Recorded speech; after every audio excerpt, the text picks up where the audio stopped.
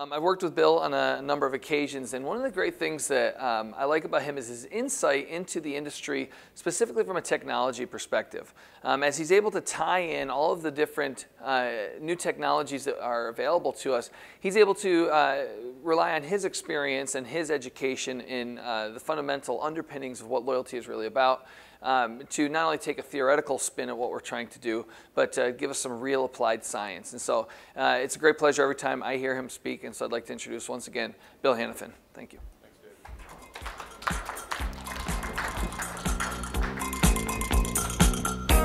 Won't you take me to Funky Town? All right, how's everybody today? Late in the afternoon? I'm glad I'm not the guy who's holding you back from the casino tables or the bar, but I'm pretty close to that, so I'll be attentive to it. But you know what, loyalty has honestly been, they say if you find a business that you really love, you know, then you're sort of a double winner, right? Because you have something you can pour yourself into and you can be passionate about it. And loyalty is one of those things, and it's maybe not for the reason that you think, because I started out as a banker, and I would never have thought that a banker could end up somehow in a marketing business, and especially one that lets you add up points and get a gift card or go get a free sundae or something like that. So it's kind of a crazy thing how it's all evolved. But as time has gone by, we get challenged about loyalty. And so we get a lot of challenges about, you know, one, does it work? Should I keep investing in it? Is this important to me? And then again, on the other hand, you hear people say, do I have loyalty? Do I got loyalty?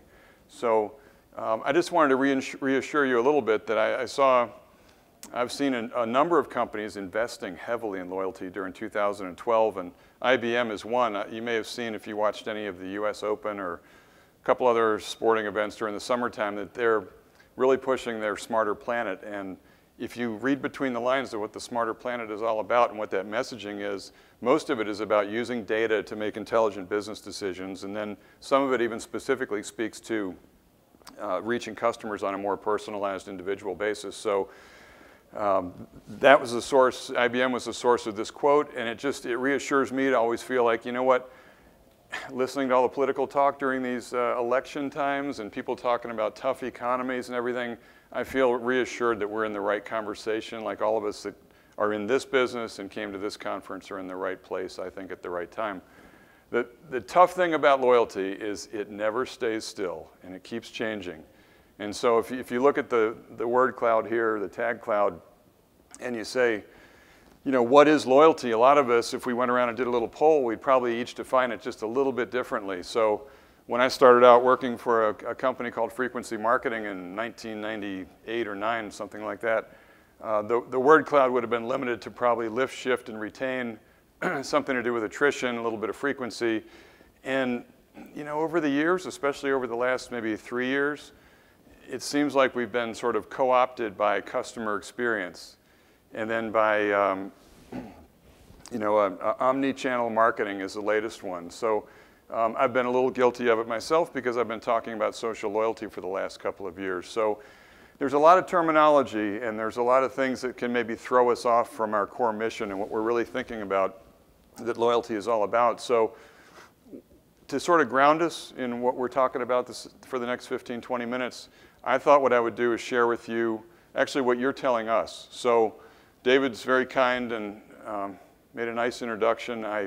In addition to publishing the blog and doing some sort of media type things, we actually roll up our sleeves, and we've done really a lot of sort of, you know, hard work in the trenches trying to make some of these programs work. And so we were working with a client lately, and they gave me permission to share the definition, but they didn't want to use their name. But this is the current definition, and this is what I've heard from more than one enterprise out there that's saying, you know what, here's what I want.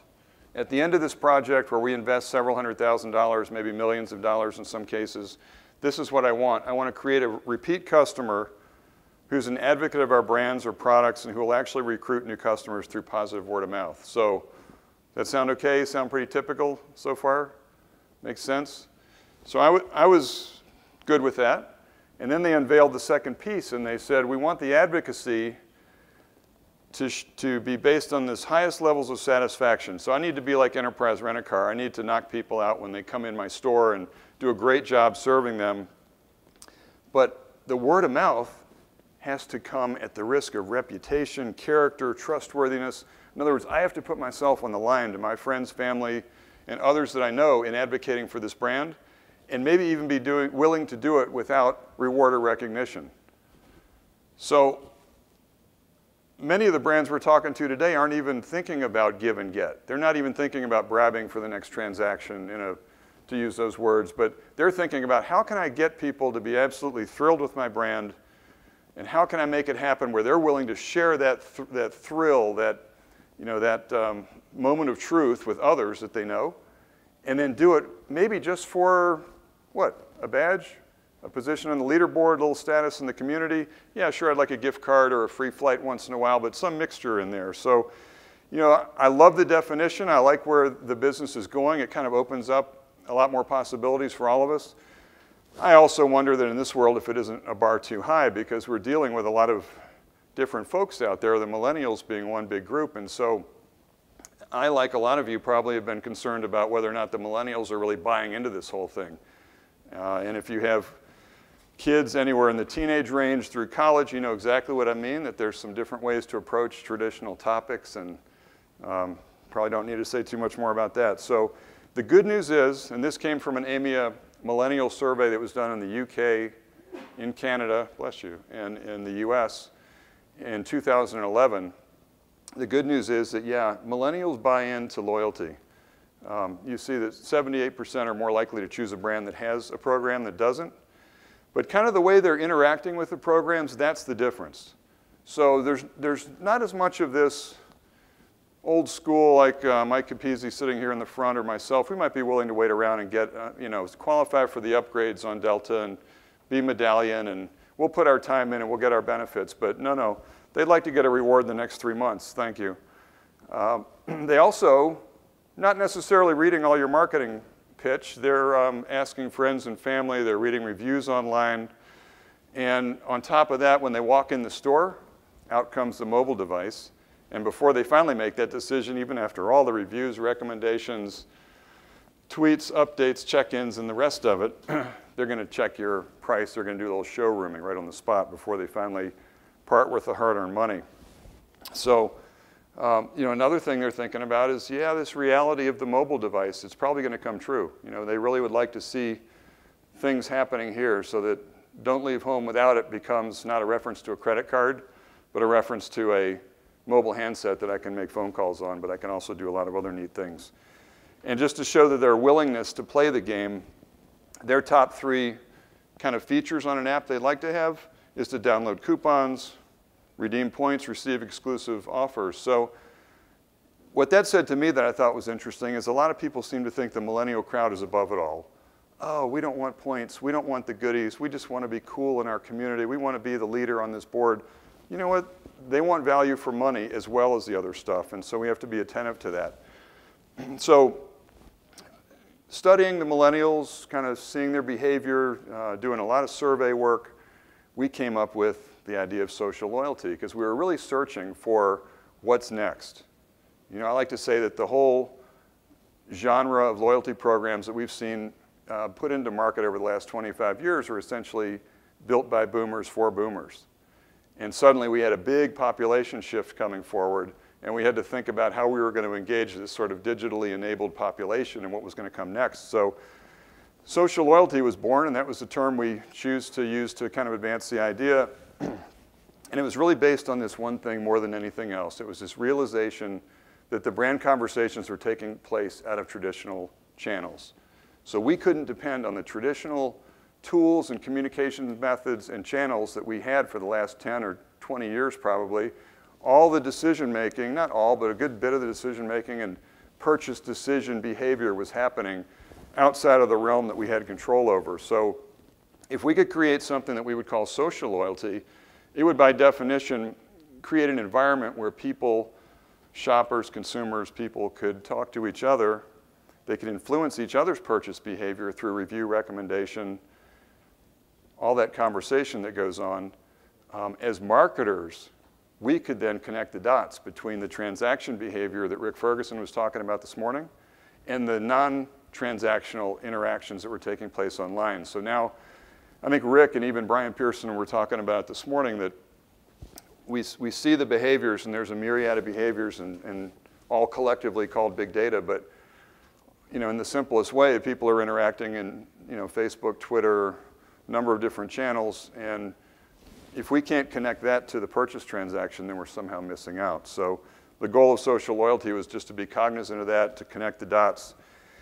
And then here's the neat thing. I don't know if you get your mind around this for a minute, but in many ways, I thought we've been looking at transaction behavior, we've been doing data analysis, we've been creating value propositions, and then reacting based on what happened in response to the value proposition, and then retooling, resegmenting, reworking ourselves, evolving the value proposition, put another offer out there and see what happens. We're always behind the transaction.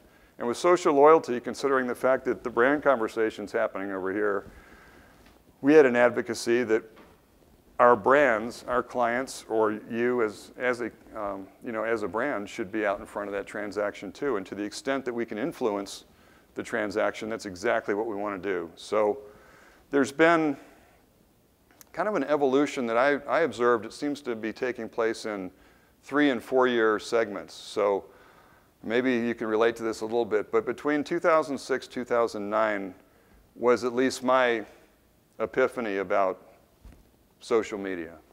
Maybe the epiphany was in 2009, but in 2006 I just thought, oh my gosh, why do I have to do all this stuff? It's eating up time out of my day and I can't see if there's any benefit from it. But I still remember to this day, I had a guy that was helping me with a website and originally helped me set up the blog and things, and he said, you need to get a Twitter account. I said, no, I don't. In fact, I don't even know what it is. But we went through the whole slew. I felt like it was the worst dating, like the worst evidence of dating, with too many people and not enough knowledge of what you were doing and making a lot of mistakes along the way. College revisited, if you will. But we went through Dig, Delicious, Tumblr, Reddit, Flickr, all these things, and all in the hopes of if you put something good out there, some little snippet of content, you'd get a whole bunch of likes, hits, follows, and that would drive traffic to your website. So all I can say, this was a massive experiment, and maybe you'll agree that over those couple of years, we tried everything, we did everything, we didn't know if any of it would work or if it would pay back. And then suddenly, somewhere around the end of 2009, early 2010, business played the game. They adopted the whole idea and they said, oh my gosh, we can actually connect what's happening out here and all the social activities and connect it with our traditional loyalty programs and make something happen. So I would love in the Q&A if somebody has a different thought about this, but like we normally quote that American Airlines, when they launched their program in 1981, that was kind of the official birth of loyalty marketing. I want to say that in early 2010, when Tasty Delight launched their program, Tasty Rewards, where yes, you could earn based on spend to buy frozen desserts, but you could double your earning by checking in, updating your Facebook, or tweeting. That's the first, to my knowledge, marriage of traditional loyalty and then giving equal value for social activity, non-transactional activity out on the internet. Since then, we've just seen, I don't know about you, but I've seen too many almost schemes, approaches, technologies, tools to keep up with. I kind of grabbed a few that I'm more familiar with and put them up here. The Belly folks are here exhibiting. I've met the person that's running their business development in Florida, and he's just a good down-to-earth guy who's trying to help the local merchant escape the tyranny of the punch card, the paper punch card. And it's going well for him. We've heard from Bunchball here today, or from Badgeville, and Bunchball's here as well. So we've got a couple of gamification companies, and Zavvy is a social shopping network that's down in Boca. Shopkick, you might know, is partnered with Visa, as well as a lot of the big mall merchants across the US, and they have kind of a proximity loyalty-based program as well. So the point really is that we saw this not anywhere close to a maturity, but just an evolution and just a penetration of these social tools across business. And suddenly there was this adoption for something that was a pure experiment a couple of years before that. So about the end of this second 3-year cycle, we were sitting here maybe end of last year, 2011, and we said, you know what, we need to come up with 3 words that would guide our work for the next year. So Data was one, big surprise. Been talking about it all day. My take on data is clearly in the camp of, before we worry about big data, we need to do something with all the data that we've been collecting. I want to go hire some more analytical people on my team and be able to deliver better product and better predictive analytics to help brands do a better job with what they have. The other was social, so for the reasons we've been talking about, meeting people where they are instead of trying to bring them into our channel and think that that's how we can communicate with them. And then mobile. And mobile, you'd say, yeah, of course, it's obvious, but the interesting thing about mobile is it's a promise. There's a lot of competing, some big players competing to own the space, both on payment and digital wallet. And as that battle is taking shape and the winners are becoming more clear, and right now I'm not sure any of that's very clear, I think everybody, meaning most of business, is sitting on the sidelines watching and waiting. So, you know, something like Apple's Passbook was a big step forward, and that having been in market for about, what, 6 or 8 weeks, we've already seen lots of criticism of it and criticism of what doesn't work and how the user interface isn't great. Had other people that praise it just for the fact that it exists. So these 3 words were kind of our operative group that we were working with this year. And then somewhere in the middle of this year, I said to myself, there's something missing. You know, you get that empty feeling. And I thought, you know, there's something that's not right. There's some missing link. And I said, you know what it is? We've kind of overlooked the fact that customers are human beings.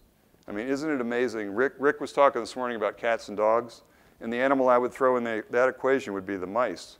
Because we kind of fall into a trap as marketers, I think, from time to time, treating our customers like they're the white laboratory mouse that we can manipulate and to get to run the traps and do certain things if we put the cheese in the right place. And it's not at all that way. And the other thing is that we find out that people respond to, and Tony may have talked about it from Badgeville, the concept of growth. So it doesn't matter whether you grew up playing ping pong, which I had an uncle that would come and mercilessly beat everyone in our family playing ping pong. I was 8 years old or something. And there was no beating this guy, but it was the most competitive thing, even though you had no shot. And you knew it when he walked in the door. We all lined up to play him. And he was the same guy that would walk around the room and play 4 games of chess at once, and he beat everybody there too. So, but you know, whether you did that or whether you do the kind of stuff that one of my boys was doing, these tough mudders, these crazy adventure races, you know, run 12 miles, go through all the obstacles, do all this nutty stuff, there's a connection, and there's a connection that we need to incorporate into our loyalty programs, and that is that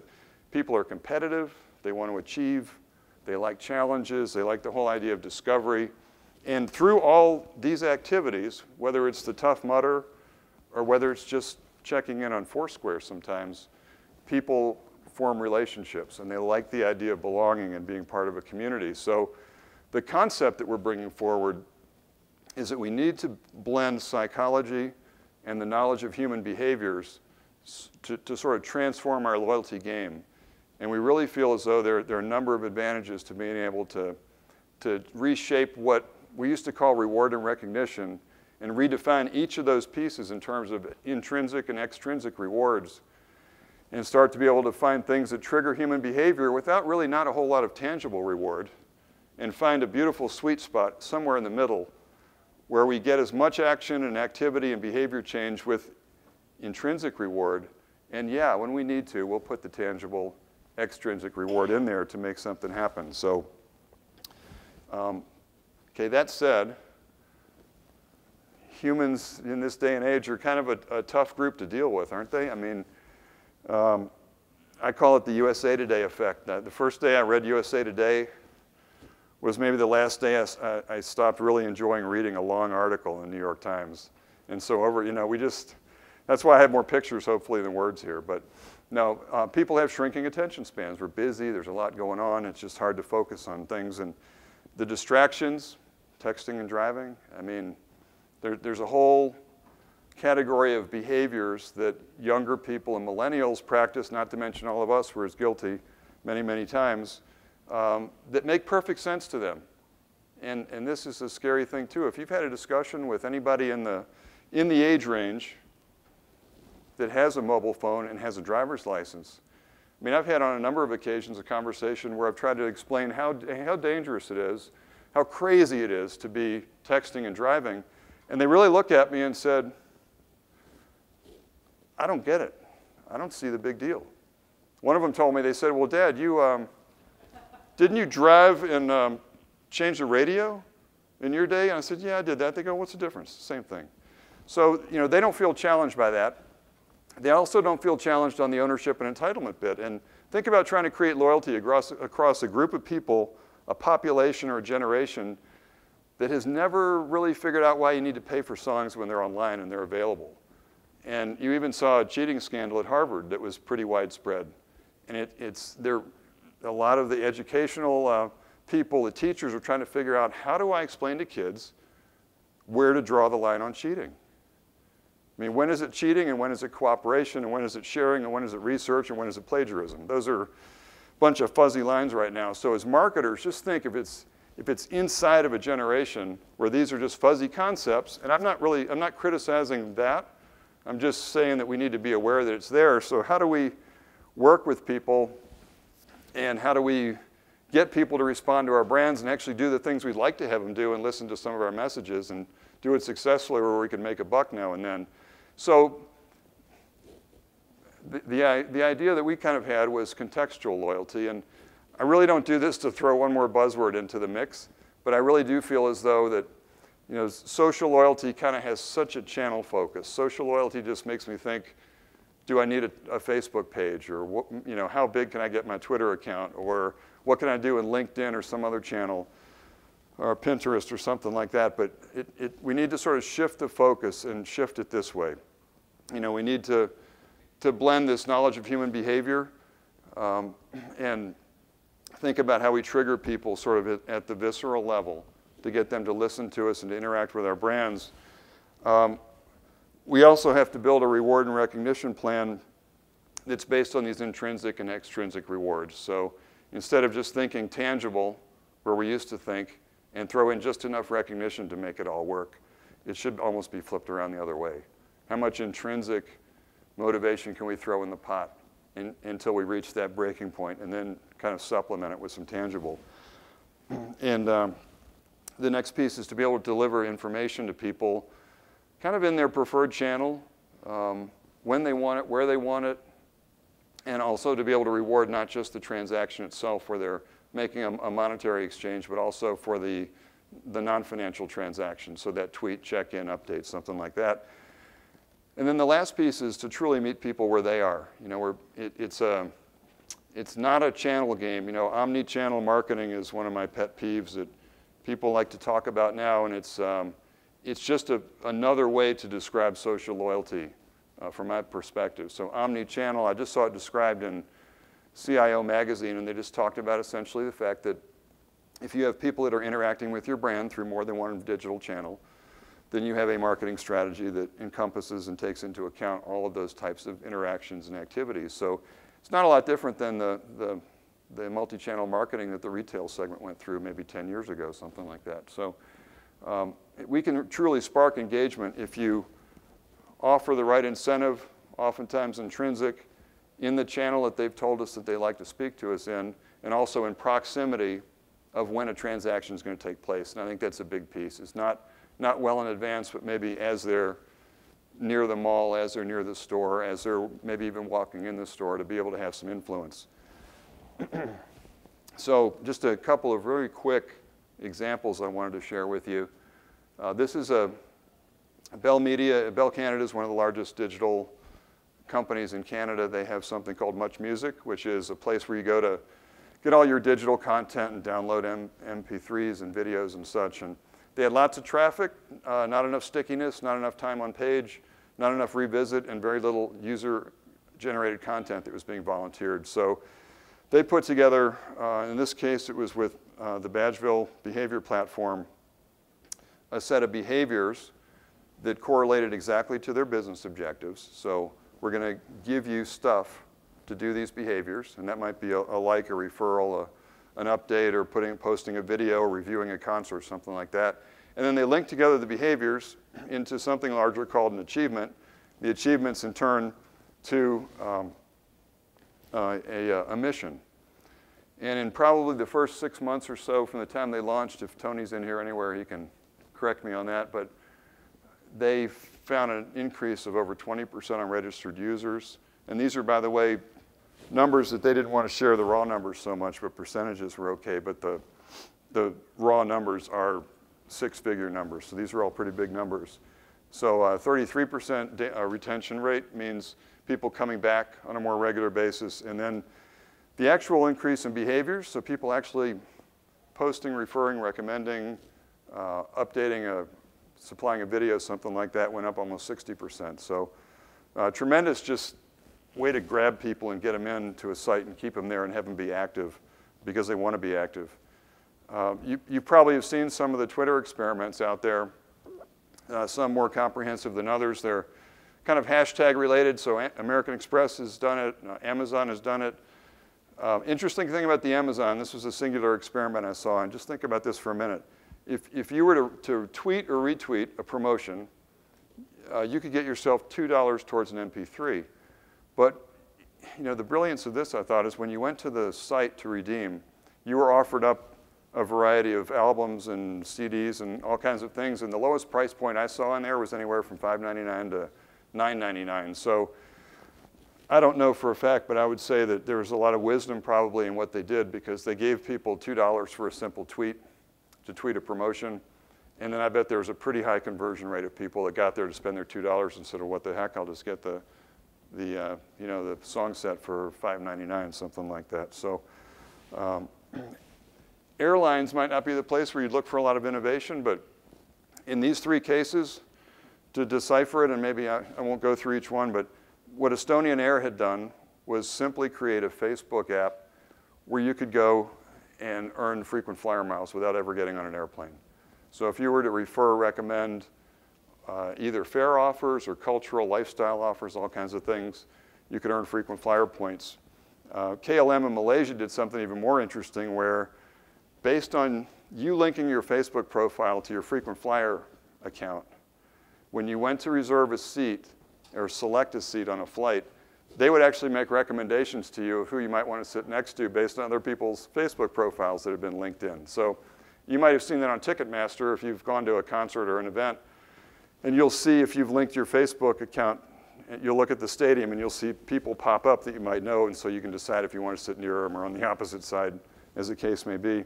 And then Baltic Miles has just simply used a crowdsourcing kind of approach. So to try to understand better, other earning partners, who they should bring in the program, what kind of offers should be there, they've asked for suggestions from their fans and members. And the people that suggest the ideas that get the most traction get lots of frequent flyer bonus points.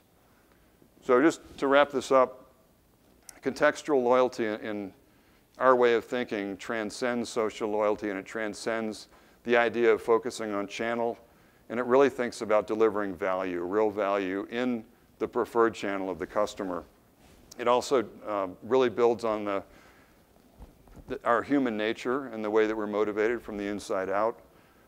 And it also gives us a lot of flexibility, because as loyalty marketers, I think a lot of us would know that these models economically, when you put together a financial forecast, work really well in high transaction, high frequency environments.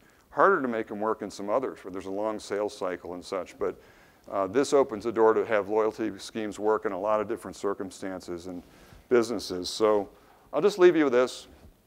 I think that for all the talk about social, you can't throw out the last 25 years of work that we've done. I mean, I clearly believe that the fundamentals of loyalty are still the fundamentals of loyalty. Rick mentioned it this morning. I fully agree with him. I think Brian would say the same thing. So you have to set objectives. You have to work on some real fundamentals to build a program. The place where I think we're limiting ourselves is how many times have we been in a planning committee or with a client or anywhere in an executive meeting, and people say, well, if you can show me a case study or best practice, I'll consider doing it.